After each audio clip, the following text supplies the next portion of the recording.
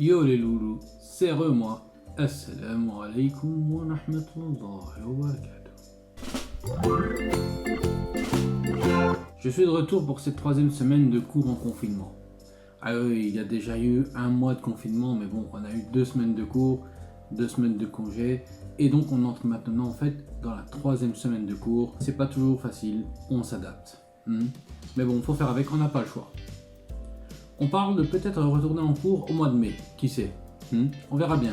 Chaque chose en son temps, c'est encore trop tôt pour le savoir, mais en attendant, on continue à travailler tout doucement, on garde le rythme. C'est important, on continue à nourrir nos petits cerveaux, à nourrir nos petits neurones. Alors pour s'aérer l'esprit à minimum, je vous offrais ces quelques images aériennes. Il s'agit de mon petit village en France, filmé par Iron Man, filmé en drone par la chaîne néerlandaise Binnenwaterbeeld. Toujours en confinement, on ne sort pas de chez nous, courage. Pour les premières et deuxième années, vous vous souvenez de la semaine dernière, le petit boulanger. J'espère que vous avez vu ma vidéo où je raconte l'histoire, sinon demandez à vos parents, ils l'ont reçu dans le mail que je leur ai envoyé. Donc on y révisait un peu les leçons qu'on apprenait avec ce petit boulanger et son histoire de tarte, et on découvrait le nom d'Allah.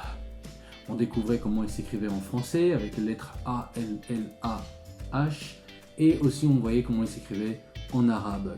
Aujourd'hui, je vais vous apprendre quelques autres noms d'Allah, comme promis, et même plus précisément, vous allez vous rendre compte que vous en connaissez déjà quelques-uns grâce à la sourate Al-Fatiha. Dans cette sourate, il y a plusieurs noms d'Allah qui y figurent.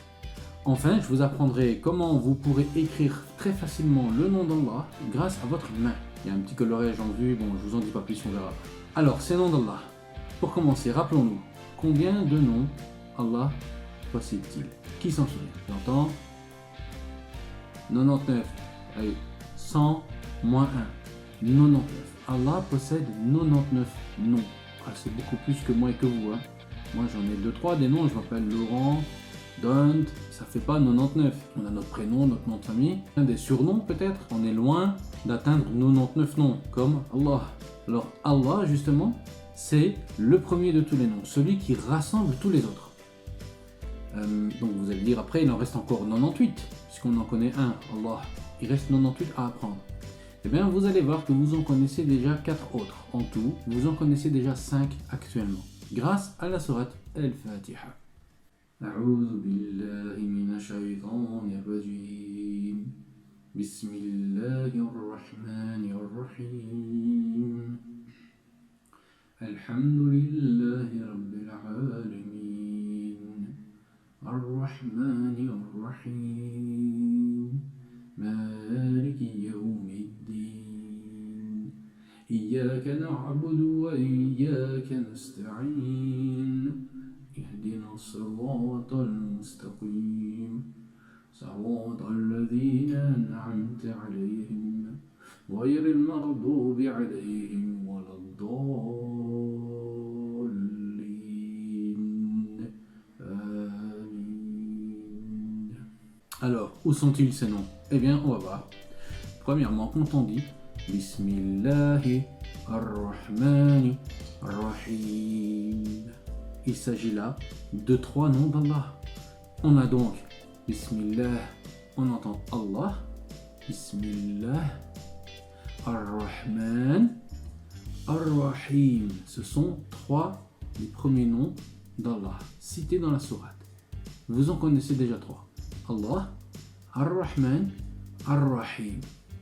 Alors ensuite on entend plus loin dans la sourate Rabbil Alamin, Rabb. Ça, c'est le 4e nom d'Allah, Ar-Rabb, Rabb al-Alamin. Plus loin, on entend aussi Malik Yawmiddin, Al-Malik, Allah, Ar-Rahman, Ar-Rahim, Al-Malik et Ar-Rabb, le 5e. On a donc 5 noms. Vous connaissez maintenant 5 noms d'Allah. Vous les connaissez déjà. Allah, Ar-Rahman, Ar-Rahim, Ar-Rabb et Al-Malik. Pas mal. Alors, Allah, plus ou moins, ça veut dire le Dieu. Ar-Rahman et Ar-Rahim, ça veut dire le miséricordieux, celui qui a de la miséricorde. Ça veut dire qu'Allah, il est très doux, très pardonneur et pas du tout sévère. Il est miséricordieux. On avait Ar-Rabb, ça veut dire le Seigneur, et Al-Malik, ça veut dire le roi. Parce que pour nous, musulmans, dans notre croyance, eh bien, nous croyons qu'Allah, bien sûr, c'est notre Seigneur et c'est notre roi, Ar-Rabb wa Al-Malik. Maintenant, je vais vous montrer comment on peut écrire très facilement le premier nom d'Allah, le premier de tous ces noms, le plus important de tous, celui qui rassemble tous les autres, c'est Allah. Pour ça, vous aurez besoin d'une feuille blanche, d'un crayon, des crayons de couleur ou des marqueurs de couleur pour ensuite le décorer et le colorier, et vous aurez surtout besoin de votre main, et précisément de votre main droite. Il suffit donc de poser votre main sur la feuille, de refermer votre doigt comme ceci. Ensuite, vous avez la forme du nom d'Allah. Vous pouvez entourer votre main, repasser les lettres et ensuite les colorier comme je le fais ici.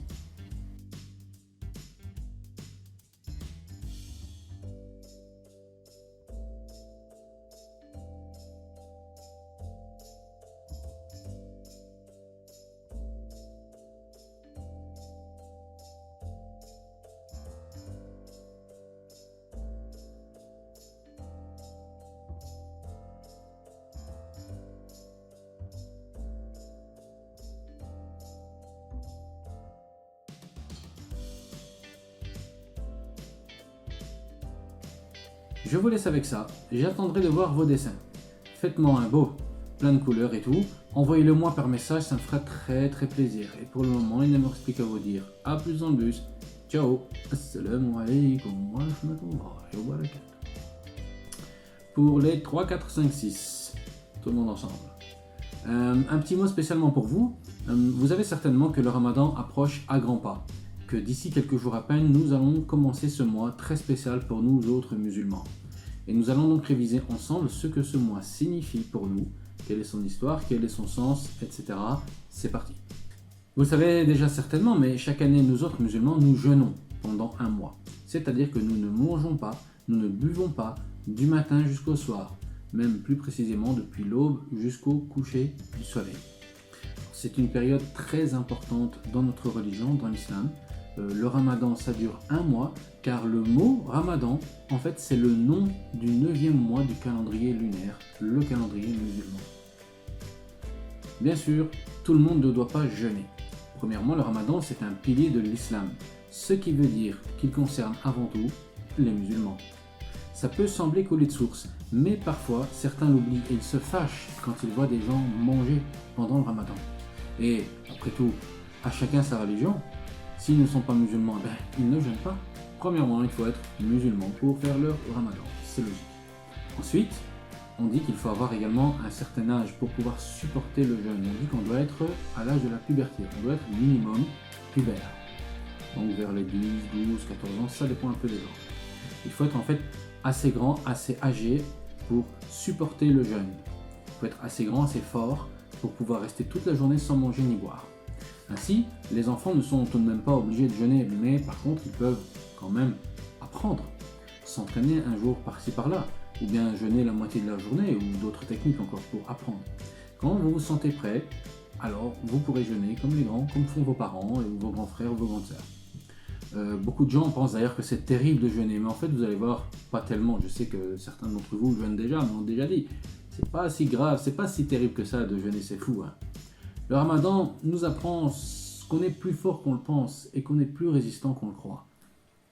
Ensuite, il faut être également en bonne santé pour jeûner, parce que les gens malades ne doivent pas jeûner lorsque le jeûne pourrait aggraver leur maladie, ou bien si ça les empêche de prendre leur traitement, leurs médicaments. Les personnes malades ne vont donc pas jeûner, mais elles devront à la place offrir une somme d'argent pour chaque jour de ramadan qu'ils auront manqué.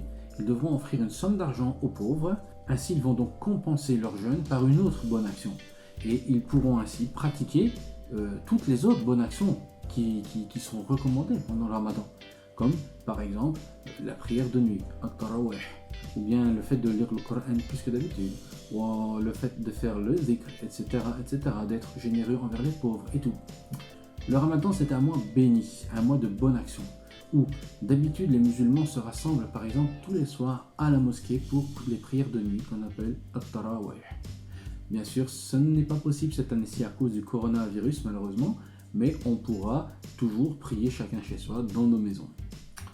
Le Ramadan, c'est également un mois où on se rappelle beaucoup du Coran, car c'était pendant le mois de Ramadan que l'ange Gabriel, alayhi salatu wassalam, était venu pour la première fois auprès du prophète Mohammed sallallahu alayhi wa sallam pour lui révéler le Coran.